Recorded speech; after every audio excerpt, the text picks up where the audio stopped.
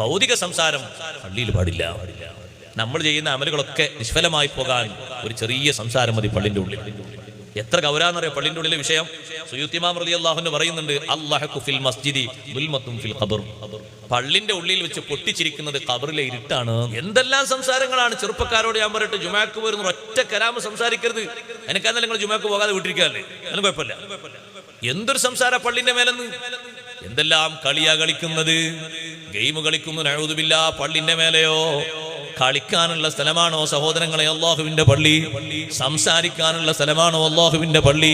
എത്ര ബഹുമാനത്തോടെ കാണേണ്ട സംഗതിയാണ്. അതുകൊണ്ട് ഗൗരവത്തോടെ ശ്രദ്ധിക്കണേ. കുറഞ്ഞ അമലുകൾ ആറ്റിക്കുറിച്ചു നോക്കിയാൽ കിട്ടുന്നത് പള്ളിയിലെ സംസാരം കൊണ്ട് തൂത്തെറിയണ്ട.